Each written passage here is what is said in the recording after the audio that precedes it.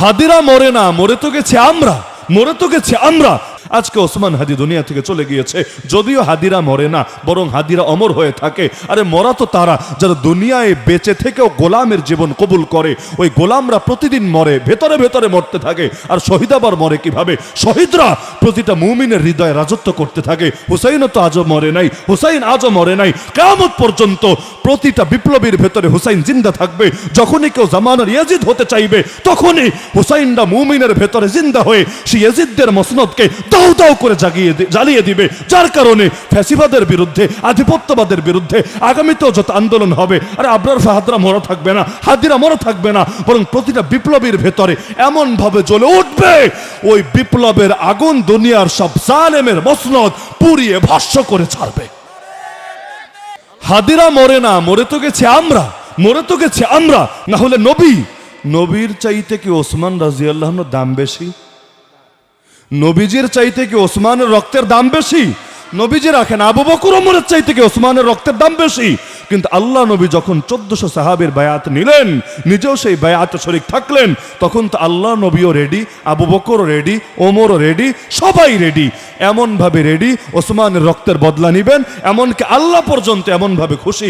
হাদিসের মধ্যে আছে লা ইয়াদখুলুন নারা আহাদুন মিম্মান বায়া তাহতা শাজারা, সেদিন গাছের নিচে যারা বায়াত দিয়েছে এদের একজনও যাবে না জাহান্নামে।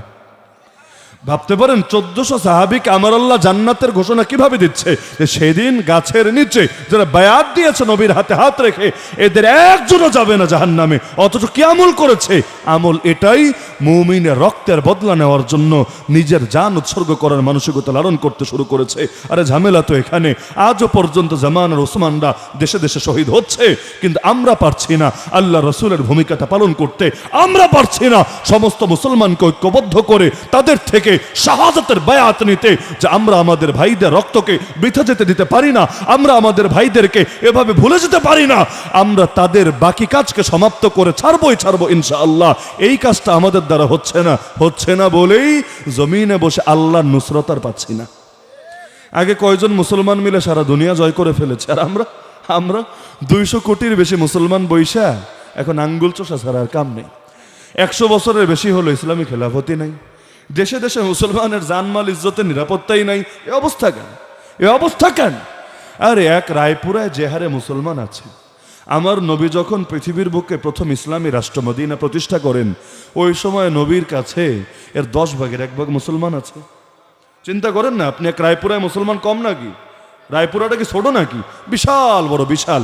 আজও পর্যন্ত মানে রায়পুরে আমি 8 বছর ধরে ওয়াজ করি, একদম চর থেকে শুরু করে কোনো সাইড বাদ নাই, কিন্তু এখনো পর্যন্ত বহু এলাকা আমার চেনা নাই। মানে এখনো রায়পুরার বহু জায়গা আমার অচেনা আছে। এমনকি এই জায়গায় মনে হয় প্রথম এসেছি আজকে, এই সাইডটাও আমার চেনা জানার মধ্যে নাই। একবার ঢুকলে নতুন লাগে। তাহলে 8 বছর ধইরা এতবার আইসা, প্রতি বছর না হলেও অন্তত 20, 30, 40 বার আসা হয় রায়পুরায়। মিডিয়া কর্মীরা বলতে পারবে, কম তো না।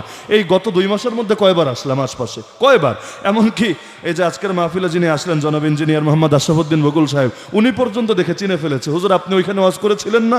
মানে একদিন দুদিন আসলে তো এমন হয় না, বরং তিনি নিজে পর্যন্ত বসে একদিন ওয়াজ শুনেছেন, পুরো ওয়াজ। তো যার কারণে এত আসার পরেও চেনা যেহেতু শেষ করছি না। আর অধিকাংশ মানুষ তো মুসলমানই, তাই না? নাকি হিন্দু খ্রিস্টান বেশি? অধিকাংশ মুসলমান। তাহলে এক এলাকার মুসলমানই তো যথেষ্ট ছিল এই দেশটাকেও এক টুকরা মদিনা বানানোর জন্য। আর রায়পুরাবাসী তো কাপুরুষ না, রায়পুরাবাসী তো ভীতু না, বাস্তবেই তারা সাহসী। যদিও সাহসটা মাঝে মাঝে অন্য জায়গায় কাজে লাগে আর কি। এক ভাই আরেক ভাইরে নিজেরাই মেরে ফেলে। চিন্তা করবে, হুজুর মুসলমানের রক্তের বয়ান দেন আমাদেরকে, আমরাই তো আমাদের রক্ত ঝরাতে থাকি সারা বছর, এই ওয়াজ দিয়ে আর কি হবে? মাঝে মাঝে হয়, হ্যাঁ এটা মিসগাইড হওয়ার কারণে হয়। খালি যদি মোড়টা ঘুরাইয়া দিতে পারেন, এইটা দিয়েই কাজ হয়ে যাবে ইনশাআল্লাহ। ওমর আগেও রাগী, ওমর পরেও রাগী। আগে এত রাগী নবীর কল্লা কাটতে বের হয়ে গেছে। আরে যেই কাজ আবু জাহালও করে নাই তখনও, যেই কাজ আবু লাহাবও করে নাই, ওমর তরবারি নিয়ে বের হয়েছে নবীর কল্লা কাটবে বলে। কিন্তু যখন মোড়টা ঘুরে গেছে, ওই তরবারি নিয়ে হাজির। আরে নামাজ কেন লুকায় পড়তে হবে? নামাজ কি পাপ? নামাজ কি অপরাধ? নামাজ পড়ব প্রকাশ্যে বুক ফুলিয়ে কাবার সামনে দাঁড়িয়ে। কোন বাপের বেটা আছিস বাধা দিবি? সামনে আয়। যে চাস নিজের মায়ের কোল খালি করবি, সামনে আয়। যে চাস নিজের স্ত্রীকে বিধবা বানাবি, সামনে আয়। যে চাস নিজের সন্তানকে এতিম বানাবি, সামনে আয়। কিরে ভাই এত তাড়াতাড়ি চেঞ্জ কিভাবে? হ্যাঁ এটাই খালি মোড়টা ঘুরে গেলেই চলে। উহুদের ময়দানে 70 জন সাহাবী শহীদ হয়েছে, আমার নবীর দাঁত পর্যন্ত শহীদ হয়েছে। যার কৌশলের কারণে তার নাম জানেন? তার নাম খালিদ বিন ওয়ালিদ। তখন কাফেরদের পক্ষ হয়ে যুদ্ধ করতে নেমেছে, নিজেও কাফের ছিল তখন। কিন্তু এই খালিদই যখন শেষ জীবনে, আমার নবীর শেষ জীবনে মুসলমান হয়েছে, এরপরের ঘটনা সবার জানা আছে। আমি যদি বলি ইসলামের ইতিহাসে মুসলমানদের পক্ষে সবচাইতে বড় সেনাপতিকে নবীজির পরে যার নামটা সবার মুখে আসবে, আর কেউ না, খালিদ বিন ওয়ালিদ। অথচ উহুদের যুদ্ধে 70টা মুসলমান শহীদই হয়েছে এই খালিদ বিন ওয়ালিদের কারণে। তাহলে আগে এত পচা, পরে এত ভালো কিভাবে? খালি মোড়টা ঘুরে দিয়েছে। তাহলে রায়পুরাবাসীর যে সাহস আছে, খালি মোড়টা ঘুরায় দেন না, দ্বীনের জজবাটা, শাহাদাতের তামান্নাটা ঢুকায় দেন না, ইনশাআল্লাহ তুম্মা ইনশাআল্লাহ তারাই যথেষ্ট হবে আগামীর বাংলাদেশকে কোরআনের রঙে রঙিন করার জন্য। বহুত ক্ষেত্রে শুধু মোড় ঘুরায় দিলেই চলে। এই যে বাংলাদেশে যতগুলো আন্দোলন হয়েছে না, যত আন্দোলন, আমি যদি দাবি করি সবগুলো আন্দোলনের, মানে জুলুমের বিরুদ্ধে যে আন্দোলন আর কি, সব আন্দোলনের সবচাইতে বড় কৃতিত্ব ওলামায়ে কেরামের, বিশ্বাস হবে? একটু শুনতে কেমন কেমন লাগবে, কি বলেন? সব জায়গায় কি হুজুররাই সামনে ছিল? সব জায়গায় কি হুজুররাই মাঠে ছিল? আরে কিভাবে? শুধু জাস্ট এটা বোঝেন, ওই যে আগে বলেছিলাম দৃশ্যের পেছনেও দৃশ্য থাকে, ঘটনার পেছনেও ঘটনা থাকে, চিত্রের পেছনেও চিত্র থাকে। আপনি শুধু একবার চিন্তা করেন তো, আবু সাইদ যখন গুলির সামনে নিজের বুকটা পেতে দিল, তার ভেতরে যদি আখিরাতের প্রতি ঈমান না থাকে, তার ভেতরে যদি শাহাদাতের তামান্না না থাকে, তার ভেতরে যদি জান্নাতে গিয়ে মহা নেয়ামত পাওয়ার মতো লোভ না থাকে, তাহলে সে কিভাবে পারবে নিজের বুকটা গুলির সামনে পেতে দিতে?